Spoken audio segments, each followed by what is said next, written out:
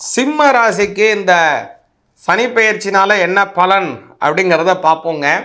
சிம்ம ராசிக்கு பார்த்தீங்க அப்படின்னா, இப்போது சனி பகவான் அப்படிங்கிறவர் அஷ்டமஸ்தானத்திலே வந்துட்டார்.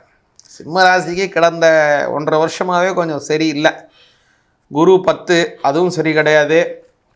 அடுத்ததாக கண்டக சனி அதுவும் சரி கிடையாது. இப்போது இன்னும் போகாத வரைக்கும் அஷ்டமச்சனியாக வேற நட்டக்குத்தான் உட்காந்துக்கிறாரு. அதனால் சிம்மராசிக்காரங்க கொஞ்சம் பொறுமையாக செயல்படணும். ரொம்ப பொறுமையாக செயல்படணும். எந்த விஷயத்தையும் எடுத்தோம் கவுத்தோம் அப்படின்னு செய்யக்கூடாது. நிதானமாக ரொம்ப உங்களுக்கே இருக்கக்கூடியதான அந்த பக்குவ முறைப்படி நீங்கள் செய்யணும்.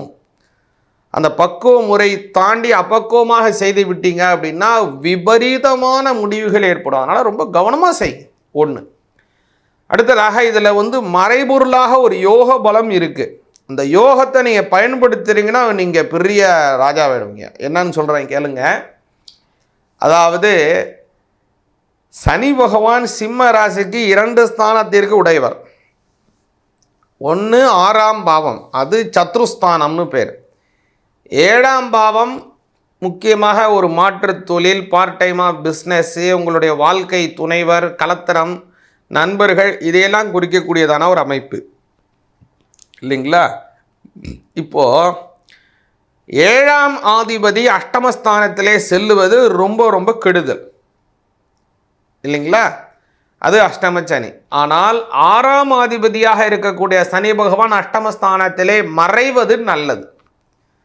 இதுக்கு என்ன சொல்லுவாங்கன்னா, கெட்டவன் கெட்டிடில் கிட்டிடும் ராஜயோகம் அப்படின்னு சொல்லுவாங்க.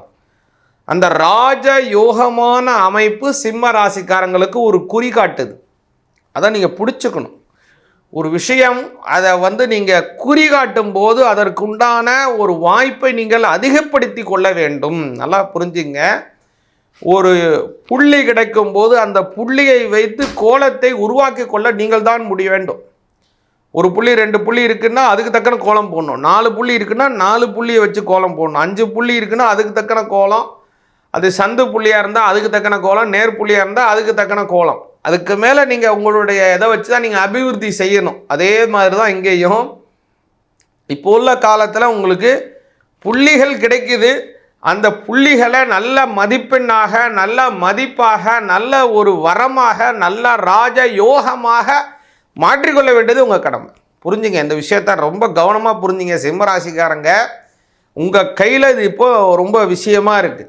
அந்த பந்தை நீங்கள் லாபகமாக பிடிக்கிறதும் உங்கள் கையில் தான் இருக்குது. அதை நழுவ விடுறதும் உங்கள் கையில் தான் இருக்குது. ரொம்ப முக்கியம். அடுத்ததாக குரு பகவானை சொல்லணும். குரு பகவான் 10ல் இருந்து ஒன்றும் பெரிய புரோஜனம் கிடையாது. ஆனால் இப்போ அப்படியே இறங்கி 11க்கு வரார். 11ல் இருந்து அடுத்தது 12க்கு வருகிறார். சிம்மராசிக்கு பார்த்தீங்க அப்படின்னா அந்த 12ஆம் பாவத்திற்கு மார்ச் மாதம் வராரு, மே மாதம் வராரு.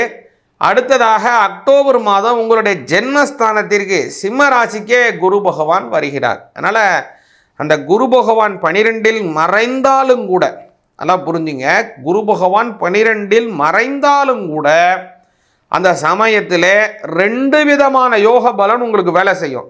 என்னன்னு சொல்கிறேன். அஷ்டமாதிபதி 12ல் மறைவது சிம்மராசிக்கு. அடுத்தது 6ஆம் ஆதிபதி அஷ்டமஸ்தானத்தில் மறைவது.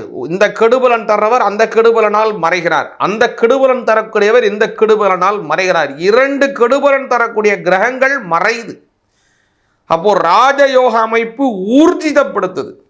அப்போ ரொம்ப நல்ல பலன் இந்த ராஜயோக அமைப்பு. முக்கியமாக எப்பயிலேருந்து இது கிடைக்குது அப்படின்னா, மே மாதம் 26ஆம் தேதியிலேருந்து அக்டோபர் மாதம் 10ஆம் தேதி வரை இந்த ராஜயோக அமைப்பு உங்களுக்கு வேலை செய்யுது.